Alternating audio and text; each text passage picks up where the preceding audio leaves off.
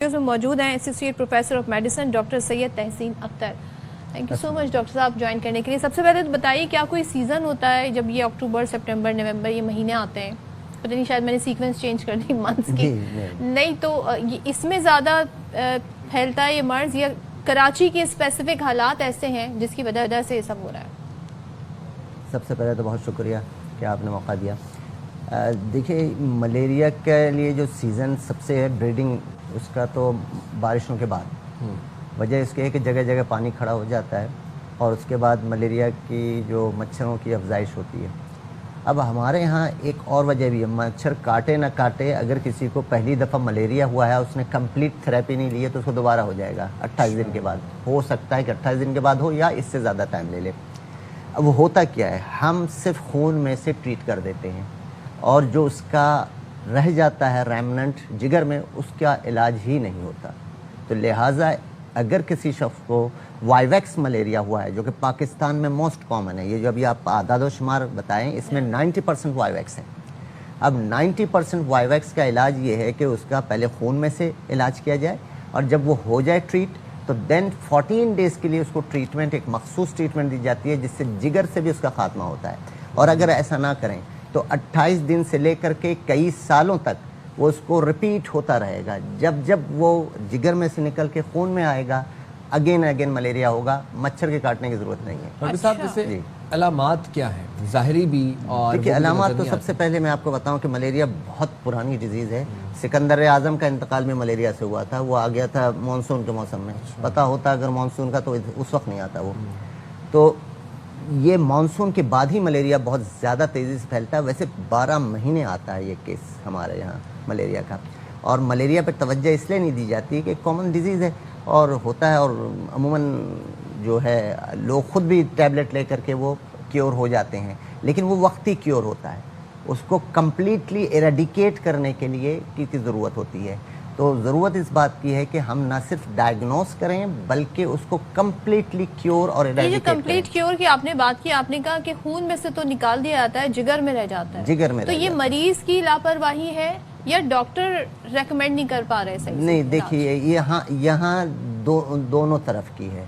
बाज़ औक़ात हम दे देते हैं लेकिन पेशेंट वो नहीं लेता। वो कहता है जब मैं ठीक हो गया हूँ तो क्यों खाऊं? I am feeling healthy. हाँ, आई एम फीलिंग हेल्दी और हर चीज़ मेरी ठीक हो गई है, तो मुझे क्या ज़रूरत है लेने की? ये भी होता है। और दूसरी तरफ कम इल्मी भी है अमंग्स दी जो हमारे प्राइमरी केयर के डॉक्टर्स हैं, उनको इतना नो हाउ नहीं होता, तो वो ये चीज़ नहीं समझ सकते। तो रिफ्रेशल कोर्स जो होते हैं ना, इसीलिए होते हैं दुनिया भर में। किसी को डायग्नोस हो तो किसके पास जाए? देखिए, मलेरिया डायग्नोसिस तो बहुत आसान है, एक आधे घंटे में के टेस्ट में डायग्नोस हो जाता है। उसकी ट्रीटमेंट भी आसान है, ट्रीटमेंट दे दी। लेकिन ये जो स्टेज है, जो कि लीवर का स्टेज है, ये इसके लिए एक नॉलेज का होना ज़रूरी है। एक सर्टेन एंजाइम से पहले वो टेस्ट कराते हैं जिसे G6PD कहते हैं। वो अगर नॉर्मल होता है तो फिर हम वो प्राइमाक्विन एक दवा होती है, तो वो एक ख़ास ये जेनेरिक नेम है, तो वो हम देते हैं। तो उससे जा कर के उसका खात्मा होता है और फिर दोबारा मलेरिया होने के लिए ज़रूरी है कि दोबारा मच्छर काटेगा तो होगा। अच्छा डॉक्टर साहब, मलेरिया के जैसे भी आपने जिक्र कर रहे थे कि बड़े लीगल आउटकम्स हैं, जान तक जा सकती है। हमारे यहाँ एक अनफॉर्चुनेटली एक पैटर्न बन गया, एक बड़ी मारूफ दवाई है और हर 5 घंटे बाद गोली है, हर 5 घंटे बाद 2 गोलियाँ खा लो और बुखार को सुलाने की कोशिश करते हैं हम। और बस उसके बाद ये एक तो ये पैटर्न भी, दूसरा ये भी है कि एंटीबायोटिक अगर ख़ानदान में किसी एक को दी गई है और उस पर काम कर गई है, तो अब जब भी किसी को बुखार होना है उसको वही एंटीबायोटिक दे देनी है, चाहे 101 बुखार है चाहे 104 बुखार है। ये कितना आप समझते हैं कि ख़तरनाक है, तशवीशनाक है? देखिए, हमारे यहाँ एक ट्रेंड है कि टेस्ट नहीं कराना है, वैसे ही दवा खा लेनी है। और ये जो निचली सतह पे जो प्राइमरी केयर के डॉक्टर्स हैं, वो भी अमूमन टेस्ट नहीं करा रहे होते और पेशेंट भी दूर भागता है टेस्ट कराने से। हालांकि एक बहुत ही आसान सा टेस्ट है, बहुत कम पैसों में हो जाता है, जिससे मलेरिया डायग्नोज हो जाता है। इब्तदाई में अगर हम डायग्नोज कर लें, जो कि हाई ग्रेड फीवर शिवरिंग के साथ होगा, चिल्स होंगे, पसीना आएगा, तो ये एक अलामत है कि सडन फीवर राइज हुआ है, शिवरिंग के साथ हुआ है, तो उसका मलेरिया को पहले डायग्नोस कर ले। अगर मलेरिया नहीं है, एक CBC टेस्ट होता है, देखिए उसमें उससे ही बहुत सारी चीज़ें पता चल जाती है कि बैक्टीरियल इन्फेक्शन है कि नहीं। اگر تو بیکٹیریل انفیکشن ہے تو پھر تو اینٹی بایوٹک کا لیکن ڈاکٹر صاحب ہوتا کیا ہے کہ جب جاتا ہے مریض ڈاکٹر کے پاس تو ڈاکٹر امیڈیٹ ڈاکٹر کو بھی کیسے پتا چلے گا؟ ڈاکٹر نے ٹیسٹ سے تشخیص کرنی ہے، ڈاکٹر اسے 3-4 ٹیسٹ بتا دے گا کہ جی آپ کرائیں، اب وہ نہیں کر سکتا afford. That is the main reason کہ وہ کہتا ہے جی میں ٹیسٹ ہی نہیں کرا رہا، میں وہ دوائی کھا لیتا ہوں جو میرے فلاں رشتہ دار نے کھائی تھی اور وہ ٹھیک ہو گئے تھے. نہیں، اس میں اویئرنیس بڑھانے کی ضرورت ہے نا، جیسا آپ کر رہی ہیں. جب ہم بتائیں گے اسے کہ دیکھیے ہر بخار بیکٹیریل انفیکشن نہیں ہوتا، بخار کی سب سے بڑی وجہ جو دنیا میں ہے وہ ریسپائریٹری ٹریک انفیکشن ہے. نمبر 1 کہ بخار جس سے آتا ہے دنیا بھر میں، چاہے اپر ریسپائریٹری ہو چاہے لوور ریسپائریٹری. اس کے بعد دوسرے نمبر پہ ڈینگی فیور آتا ہے جس کی وجہ سے بخار ہوتا ہے، اور تیسرے نمبر پہ ملیریا کا نمبر ہے.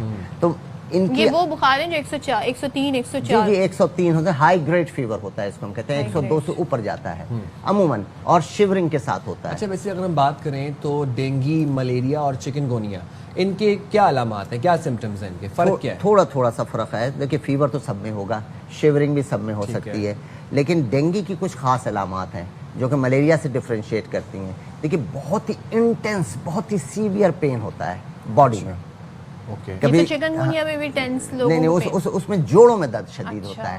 اس میں پوری باڈی میں درد ہوگا، اور خصوصاً ماتھے میں درد ہوتا ہے اور آنکھ کے پیچھے درد ہوتا ہے، یہ ڈینگی میں. اور ملیریا میں جو ہے وہ سردی لگ کے بخار چڑھے گا، سر میں درد ہوگا اور وامٹنگ یا نوزیا محسوس ہوگا. اب یہ جو ڈینگی ہے اس میں ہمیں شدید درد پورے جسم میں ہوگا اور آنکھوں کے پیچھے ہوگا، اور اس کے ساتھ وامٹنگ ہوگی، ایبڈومینل پین ہو سکتا ہے، ریش اپیئر ہو سکتے ہیں. تو یہ تھوڑی سی ڈفرینسز ہیں. تو اسی وجہ سے جب بھی ایکیوٹ فیبرائل النس آ گیا کہ اچانک تیز بخار چڑھا ہے تو ہم 2 ٹیسٹ تو ضرور کراتے ہیں. اگر وہ انڈیمک ایریا میں ہے، جیسے ہمارا انڈیمک ایریا ہے، تو ہم ایک ملیریا کرا لیتے ہیں اور ایک ڈینگی کا ٹیسٹ کرا لیتے ہیں، اور اس کے ساتھ CBC. دیکھیے یہ 3 ٹیسٹ تو لازمی ہیں، یہ تو کرانا ہی پڑے گا، تبھی ہم ڈسٹنگوش کر سکیں گے، کیونکہ ملتی جلتی علامات ہوتی ہیں. بسا اوقات آپ میں ممک اور اچھا دوسرے یہ ہے کہ دونوں ایک ساتھ بھی ہو سکتی ہیں، کہ ملیریا ایک شخص کو ہوا ہے ساتھ میں ڈینگی بھی ہو جائے، اور علامات بھی ملتی جلتی ہوتی ہیں. علامات بھی تقریباً ملتی جلتی ہوتی ہیں، کیونکہ ہمیں مائلڈ، ماڈریٹ اور سیویئر ڈیزیز آتی ہے.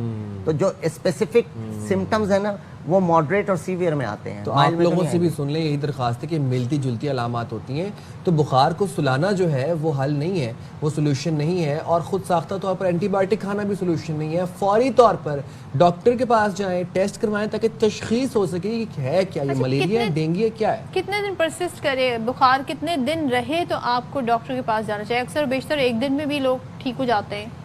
دیکھیے اگر عام سا بخار ہوا ہے کسی کو اور کوئی ایسی سیریس سمٹمز نہیں ہیں تو 2 دن تک آپ ویٹ کر سکتے ہیں کہ جسٹ آپ ایک پیناڈول لے کر کے دیکھ لیں. ہو سکتا ہے کوئی سمپل سا وائرل کوئی انفیکشن ہوا ہو اپر ریسپائریٹری ٹریک کا، وہ ٹھیک ہو جائے گا اپنے طور پہ. لیکن اگر یہ 2 دن سے زیادہ بڑھ جائے تو تیسرے دن تو لازمی طور پر آپ جائیے ڈاکٹر کے پاس، اور کوشش کیجئے کہ سرٹیفائڈ ڈاکٹر کے پاس جائے پاکستان میں. اور ایک ہم ہمیشہ بچپن سنتے ہیں prevention is better than cure, تو اس کے لیے اس سے بچا کیسے جائے یہ بتا دیں. پریونشن بہت آسان ہے. دیکھیے یہ ڈینگی کا پہلے بتا دوں کہ ڈینگی کا مچھر جو ہے وہ عموماً روشنی میں کاٹتا ہے، ٹھیک ہے، اور سفید روشنی، وائٹ لائٹ چاہیے. اچھا، ہم لوگوں نے اپنے گھروں میں سے یلو لائٹ نکال کے وائٹ لائٹ لگا دی ہیں، لہذا ڈینگی کا مچھر اب رات میں بھی کاٹتا ہے. حالانکہ وہ صبح سویرے کاٹتا تھا جب سورج نکل آئے، اور سورج غروب ہونے سے پہلے کاٹتا تھا، لیکن اب ہم نے اس کو ماحول بالکل ڈے لائٹ کا دے دیا، اس کو انوائٹ کر لیا. ہاں ڈے لائٹ کا دے دیا، تو اب وہ ڈے لائٹ میں بھی کاٹتا ہے. یعنی رات میں ہم ڈے لائٹ کر دیتے ہیں جسٹ لائک وائٹ لائٹ، تو اس میں وہ کاٹتا ہے. ڈاکٹر صاحب آپ کی موجودگی کا فائدہ اٹھاتے ہوئے ایک اور چیز آپ سے پوچھنا چاہوں گا کہ آج کل موسم بھی تبدیل ہو رہا ہے، خشک ہے، خنکی ہے موسم میں. صبح جب سو کے اٹھتے ہیں تو آپ کا تھروٹ خشک ہوتا ہے، ناک خشک، گلا خشک، سر میں درد ہو رہا ہوتا ہے، اس کے لیے کیا کیا جائے؟ دیکھیے سب سے پہلے تو یہ اس بات کی علامت ہے کہ ہم ڈی ہائیڈریٹ ہو رہے ہیں. ڈی ہائیڈریٹڈ ہے. جیسے جیسے موسم تبدیل ہو رہا ہے، خنکی آ رہی ہے، پیاس کی شدت نہیں لگتی، لیکن آپ کو پتہ ہے کہ certain amount of water you have to take ایک دن میں. تو اگر آپ اس سے کم لیں گے تو سب سے پہلی علامت یہ ہوگی کہ آپ کے جو منہ ہے وہ سوکھنا شروع ہو جائے گا. تو کم از کم یہ ضرور کیا کریں کہ رات میں سونے سے پہلے 1 گلاس پانی ضرور پی لیا کریں. اس سے اگر آپ کا یورین بھی آپ کو آ جاتا ہے تو ڈزنٹ میٹر، لیکن اپنے آپ کو ہائیڈریٹڈ رکھیں تو یہ مسئلہ نہیں ہوگا. اور دوسرے فروٹس اور ویجیٹیبلس, دیکھیے جن علاقوں میں فروٹس اور ویجیٹیبل کا استعمال کا وہ ہے وہاں کم سے کم بیماریاں ہوتی ہیں. تو کیونکہ وائٹامنز اینڈ منرلز یہ سارے ہمیں فروٹس اور ویجیٹیبل اب سے موسمی پھل اور سبزیاں تو بالکل، لازمی, یہ بالکل. قدرت کا تحفہ ہے. بالکل, یہ کھانا چاہیے. Thank you so much doctor Syed Tahseen Akhtar ہم ساتھ تھے. اور